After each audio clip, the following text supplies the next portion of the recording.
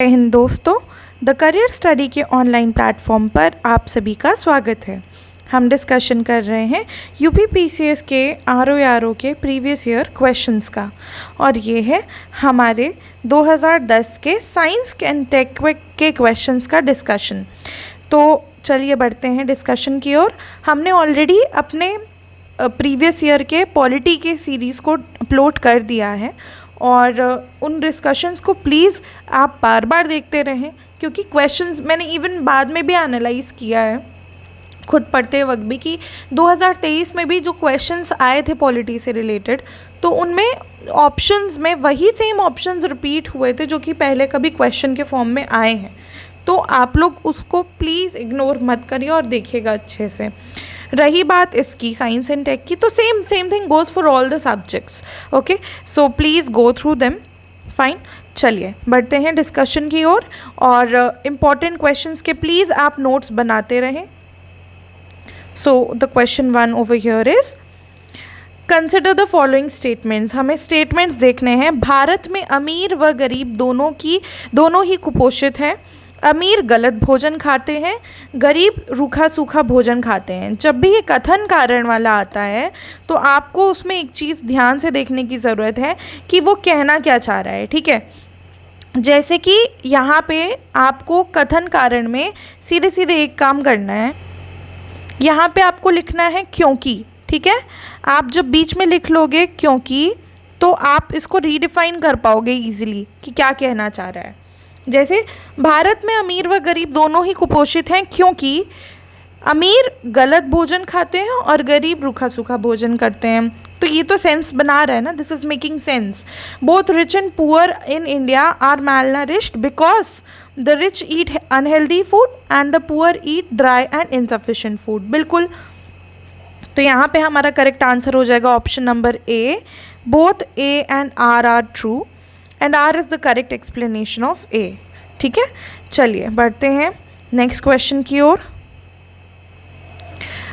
Question number 2, hormone and gland organ. ठीक है, progesterone, testosterone, thyroxine, insulin. ठीक है, और यहाँ पे दूसरे साइड पे हमारे स्त्रावण ग्रंथि हैं, thyroid, pancreas, uterus and ovary. ठीक है, तो इंसुलिन से स्टार्ट करते हैं। तो इंसुलिन तो सीधे सीधे पैनक्रियाज हो जाएगा, ये अग्नाशय। ठीक है, तो डी का 2 कहाँ पे है? यहाँ पे है इन दोनों में। ठीक, तो ये दोनों तो हम एलिमिनेट कर लेंगे। अब थायरॉक्सिन जो है वो थायराइड ग्लैंड में होता है सीधा सीधा, तो सी का 1, यहाँ पे भी ये दोनों हैं। ठीक है, अब देखते हैं प्रोजेस्टेरोन और टेस्टोस्टेरोन। ठीक है, तो प्रोजेस्टेरोन जो है वो होगा गर्भाशय में, तो यहाँ पे हमें थर्ड वाला सीधा सीधा मिल गया ए पे, and the correct answer is option number ए। ठीक है, और बाकी का भी हम मैच कर लेंगे। चलिए बढ़ते हैं नेक्स्ट की ओर।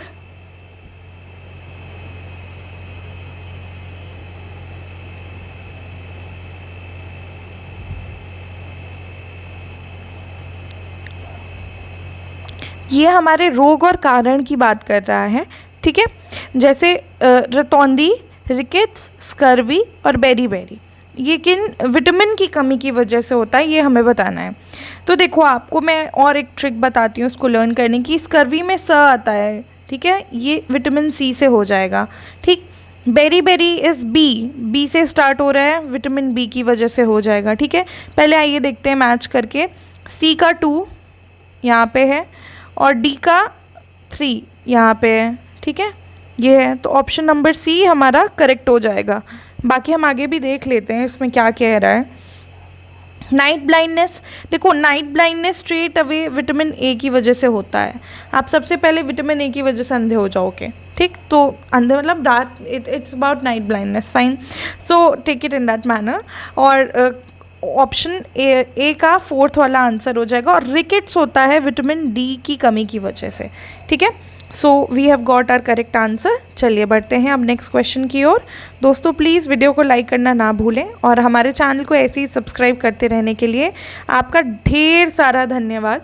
आपकी वजह से हमारे सब्सक्राइबर्स बढ़े हैं, आप ही ने सब्सक्राइबर किए बढ़ाए हैं, और you people have supported us so much. आपके सपोर्ट के बिना हम इतना ग्रो नहीं कर सकते, और ऐसे ही हमें सपोर्ट करते रहें जिससे कि हम आगे आपके लिए और अच्छे कंटेंट को लेके आएँ, आगे बढ़ें। और मैं आशा करती हूँ कि आपको बहुत ही कुछ सीखने को मिलेगा जो कि आपके एग्ज़ाम में आपके लिए बेनिफिशियल होगा। चलिए बढ़ते हैं नेक्स्ट क्वेश्चन की ओर। प्रकाश वर्ष है, what is a light year? तो देखिए यहाँ पे लाइट ईयर जो है, ये लाइट ईयर कुछ भी नहीं, इट इज़ बेसिकली, देखते हैं क्या है। वह वर्ष जिसमें फरवरी 29 दिन बिल्कुल भी नहीं। वह दूरी जो प्रकाश एक वर्ष में तय करती है, बिल्कुल यही हमारा करेक्ट आंसर है। ये वह दूरी होती है जो प्रकाश एक वर्ष में तय करता है, ठीक है। The distance that light travels in 1 year, इसका मतलब 1 light year is equal to 9.46 into 10⁻15 metres, ठीक है, क्योंकि ये डिस्टेंस ट्रैवल बता रहा है, ठीक। जब ये दूरी के बारे में बताएगा तो मीटर्स में तो होगा ना आंसर। चलिए बढ़ते हैं नेक्स्ट क्वेश्चन की ओर। Question number 5,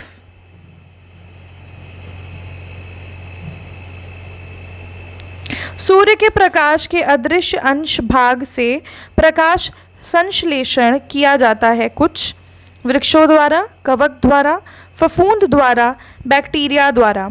Photosynthesis is carried out using the invisible part of sunlight by some trees, fungi, molds, bacteria. तो इसका करेक्ट आंसर क्या हो जाएगा? बैक्टीरिया।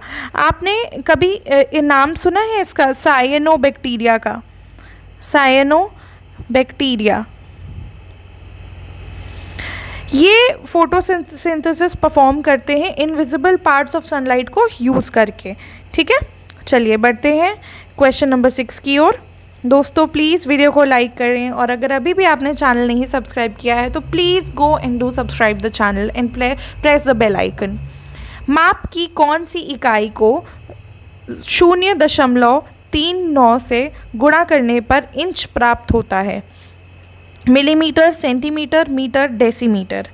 तो इसका सही आंसर हो जाएगा option number B, centimetre. Multiplying by 0.3937 in centimetres gives inches. तो जब हम इसको सेंटीमीटर में करेंगे तब हमें इंच मिलेगा, और 1 metre equals to 39.37 inches. 1 metre equals to 39.37 inches, ठीक है। चलिए बढ़ते हैं नेक्स्ट प्रश्न की ओर। प्रकाशिक तंतु निम्न में से किस सिद्धांत पर कार्य करता है? Optical fibre works on which of the following principles? देखिए ऑप्टिकल फाइबर वर्क करता है टोटल इंटरनल रिफ्लेक्शन के प्रिंसिपल पे, मतलब पूर्ण आंतरिक परावर्तन पर, ठीक है। तो ऑप्शन नंबर ए इसका करेक्ट आंसर हो जाएगा, ठीक है। चलिए बढ़ते हैं नेक्स्ट क्वेश्चन की ओर। प्रश्न 8, एक ट्रेन जैसे ही चलना आरंभ करती है उसमें बैठे हुए यात्री का सिर पीछे की ओर झुक जाता है। इसका कारण है as soon as a train starts moving the head of a passenger sitting tilts backward. the reason is inertia of rest, inertia of motion, moment of inertia, conservation of mass.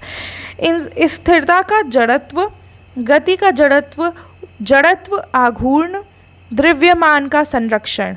देखिए इसका करेक्ट आंसर हो जाएगा स्थिरता का जड़त्व, मतलब inertia of rest.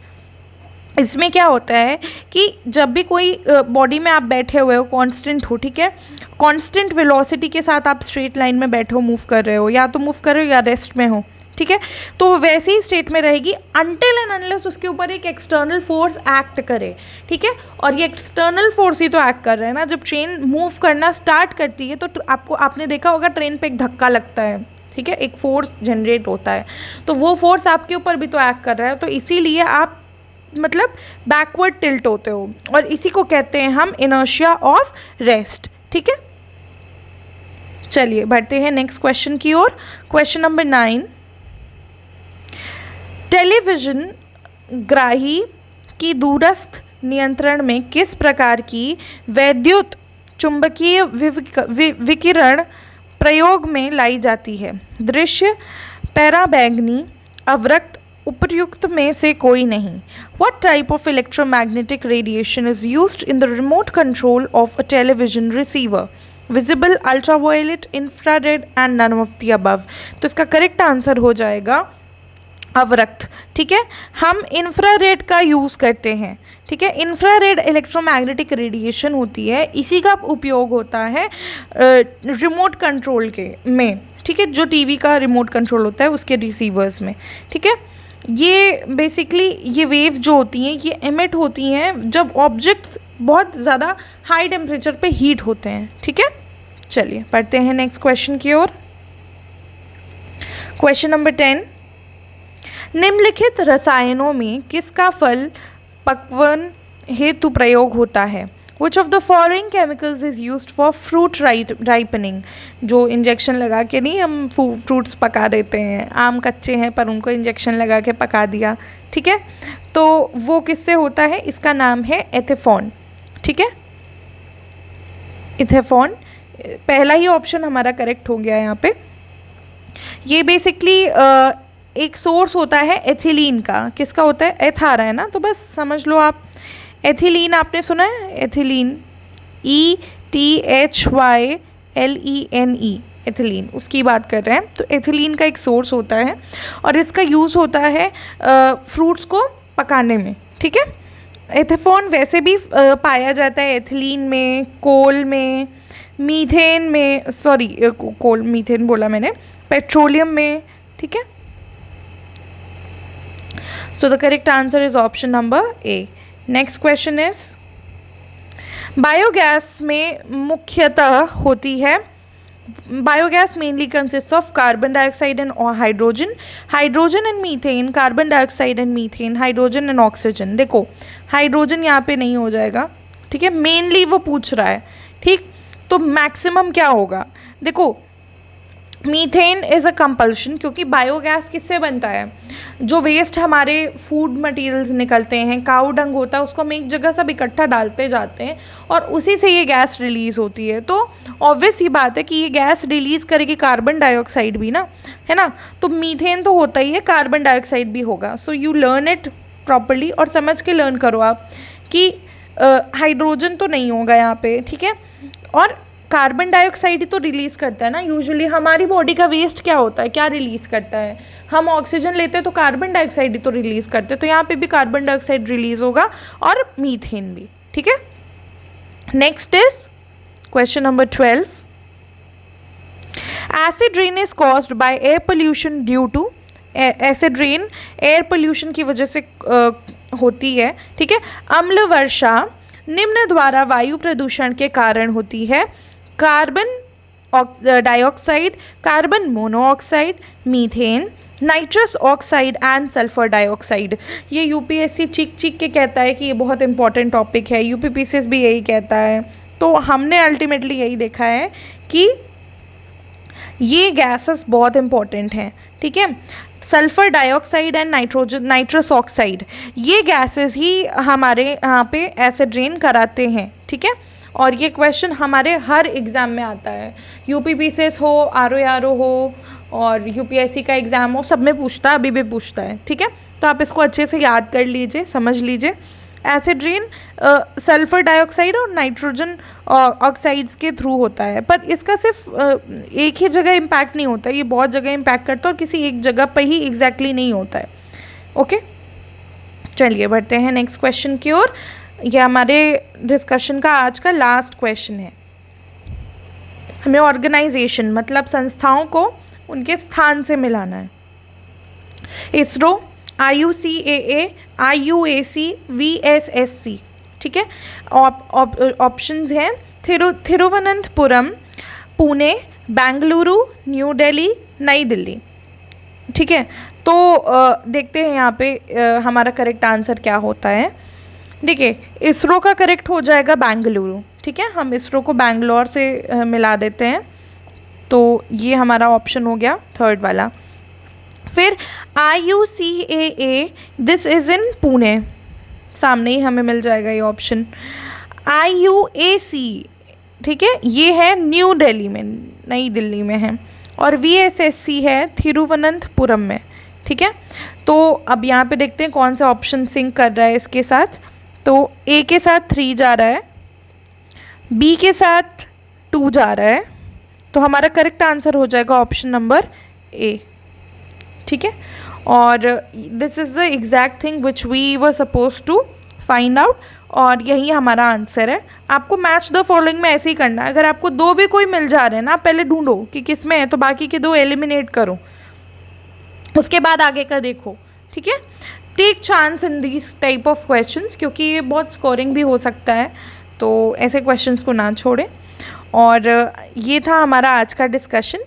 तो अब हम वीडियो के अंत पे आ चुके हैं, और मैं आशा करती हूँ कि आप सब इस वीडियो को रिवाइज़ करेंगे फिर से। एक बार देखने के बाद बैठ नहीं जाना है आराम से कि नहीं हो गया अब तो कुछ नहीं करना है, नहीं, आपको अभी उसको अच्छे से लर्न करना है, रिवाइज़ करना है, रिपीट करना है। With time you have to revise all the videos, जिससे कि आप अच्छा स्कोर करके आओ, और हम चाहते हैं कि आप इसका प्रीलिम्स क्लियर करके मेंस भी दो। तो उसके लिए आपको अच्छे से रिवीजन करते रहना होगा। वीडियोस को स्पीड पे करके देखिएगा बाद में। अगर एक बार आप देख चुके हो आराम से तो स्पीड पे करके देखो, but you have to do it. Okay, there is no option of not going through all these things. जितना आप रिवाइज करोगे, जितना सुनोगे आप, उतना ही आप प्रिपेयर हो जाओगे एग्ज़ाम के लिए। ठीक है, तो please like the video if you really liked it, और कमेंट सेक्शन पे आप कमेंट करके बता सकते हैं आपको वीडियो कैसा लगा, आपको उसमें कोई चेंजेस चाहिए, आपको कुछ एडिशन चाहिए, आपको कुछ और पूछना है, कोई क्वेरीज है, you can use the comment section. और please share the video with your friends also who are preparing, और सब्सक्राइब कर सकते हैं आप चैनल को। हम दोनों ही माध्यम के बच्चों के लिए, इंग्लिश और हिंदी दोनों माध्यम के बच्चों के लिए ही ये लेके आए हैं, जिससे कि सब कोई सीखे, सब अच्छा करें। So all the best, and let's move forward together. Jai Hind.